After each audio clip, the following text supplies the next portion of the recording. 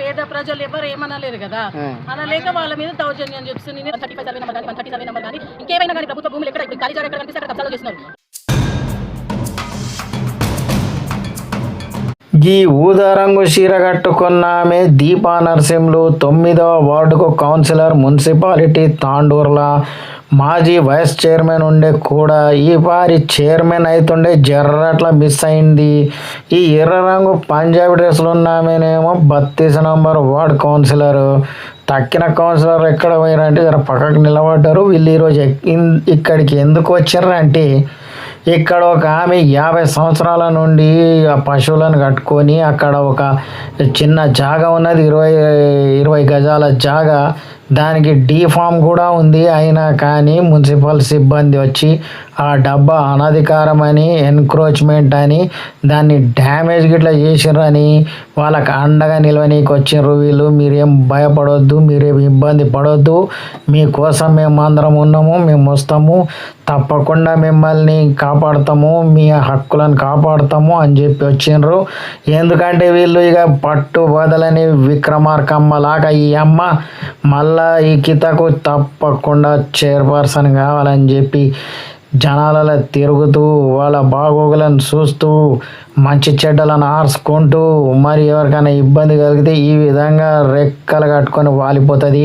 మన తక్కిన కౌన్సిలర్లు అందరినీ తనకు జతగా పిలుచుకొని వాళ్ళ కోసం నిలబడుతుంది, మాట్లాడుతుంది. అయితే ఏం మాట్లాడుతున్నదంటే తాండూర్ల మున్సిపల్ కమిషనర్ సిబ్బంది అంతా కమిషన్లకు పాల్పడుతున్నారని, కమిషనర్ అయితే కమిషన్లు ఎక్కడ దొరుకుతాయో అక్కడ దిక్కే ఉరుకుతున్నాడని, పేదవాళ్ళను కావాలని చెప్పి వాళ్ళ డబ్బులను కూలగొట్టి తాండ్రుల పేరు సంపాదించవచ్చు. అదేవిధంగా వాళ్ళ కోసం నిలబడ్డ ప్రతిపక్ష పార్టీల వాళ్ళని బదలాం చేయొచ్చు. ఎందుకంటే మేము ఎన్క్రోచ్మెంట్లను తీసేస్తుంటే ఈ ప్రతిపక్ష పార్టీల వాళ్ళు వచ్చి అడ్డుకుంటున్నారని చెప్పి వాళ్ళని బదలాం చేయొచ్చు అని చెప్పి ఈ విధంగా 2 దిక్కుల మరి అధికార పార్టీ మన్ననలు కూడా పొందొచ్చు. ఈ విధంగా 2 విధాలుగా లాభం పొందొచ్చు అని చెప్పి అక్కడ డబ్బున్నోళ్ళ దగ్గరకి పోకపోతే కమిషన్లు వస్తాయని ఆశతో వాళ్ళ దిక్కు చూడటం లేదని సర్వే నంబర్ 111, సర్వే నంబర్ 130 ఈ విధంగా ఎన్నో ఉన్నాయి, వాడి దిక్కు అస్సలు వెళ్ళడం లేదని, సిబ్బంది మాత్రం పేదోళ్ళపై దౌర్జన్యాలు చేయడానికి వస్తున్నారని వీళ్ళు మొత్తుకుంటూ చెప్తున్నారు. ఇదే విధంగా జరిగితే మాత్రం ఊరుకునేది లేదని చెప్పి వాళ్ళకు వార్నింగ్ల మీద వార్నింగ్లు ఇస్తున్నారు.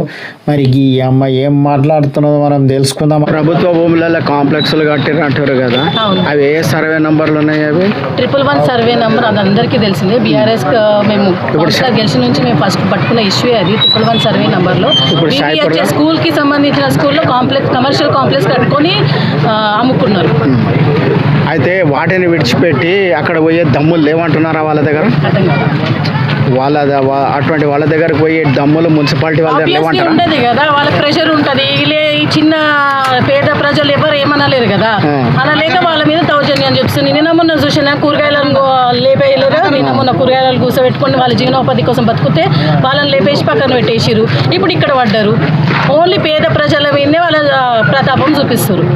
అయితే అవన్నీ ఏవైతే ఇల్లీగల్ ఉన్నాయో వాటి మీద మీరు ఏ విధంగా పోరాటాలు చేస్తున్నారు? ఇది తీసినట్టే కాదు, ఇది తీసినట్టే కాదు, అన్నీ కూడా తీయాలి. అన్నీ తీసే వరకు కూడా మేము పోరాటం చేస్తాము. ఖచ్చితంగా 135 సర్వే నెంబర్ కానీ 130 సర్వే నెంబర్ కానీ ఇంకేమైనా కానీ ప్రభుత్వ భూములు ఎక్కడ ఇప్పుడు ఖాళీ జాగా ఎక్కడ కనిపిస్తే అక్కడ కబ్జాలు చేస్తున్నారు. ప్రభుత్వ భూములు ఏది ఉన్నా కానీ దానికి సంబంధించినది డెఫినెట్లీ మేము బీఆర్ఎస్ కౌన్సిలర్స్ తప్పకుండా దాని గురించి ఫైట్ చేస్తాం. అయితే వీళ్ళు అటువంటి వాళ్ళ దగ్గర లేకుండా పేదవాళ్ళ దగ్గరికి వచ్చారంటున్నారు మున్సిపాలిటీ వాళ్ళు. ఇప్పుడు మీకు కూడా అర్థమవుతుంది కదా, మన అంత సర్వే నెంబర్లు అంత ఎంక్రోచ్మెంట్ అన్ని పేపర్లలో వస్తుంటే కూడా సోషల్ మీడియాలలో కూడా ఇవి వస్తున్నా కూడా వాళ్ళని పక్కకు పెట్టి ఈ చిన్న షెడ్డు జీవనోపాధి కోసం వేసుకున్నటువంటి షెడ్డులని పేద ప్రజలను వాళ్ళ పొట్ట మీద కొట్టినట్టు దీని అర్థం ఏంది చెప్పాలి మీరే. అయితే ఇది ఇప్పుడు కబ్జానా, 20 గజాలు కబ్జానా లేకపోతే వాళ్ళ సొంతం భూమి? యాక్చువల్లీ 86లో అయితే ఫామ్ డి ఇచ్చిరు వీళ్ళు మండల ఆఫీస్ నుంచి. అయితే కొలిస్తే 180 స్క్వేర్ యార్డ్స్ ఉంది. 180 స్క్వేర్ యార్డ్స్ ఎంత ఉందో కూడా తీసి చెప్పాలి కదా. అది ఇంకా మెజర్మెంట్ లేదు, ఏం లేదు. డైరెక్ట్ నోటీస్ ఇచ్చిర్రు, ఇది మీకు ఎంకరేజ్మెంట్ ఉందని. యాక్చువల్లీ అయితే ఇది ఎంకరేజ్మెంట్ కాదు, ఫస్ట్ వీళ్ళు ఇక్కడ దాకా ఉండింది. నేను వీళ్ళతో మాట్లాడి అంగన్వాడీ కానీ డ్వాక్రా కావని కట్టించింది నేను.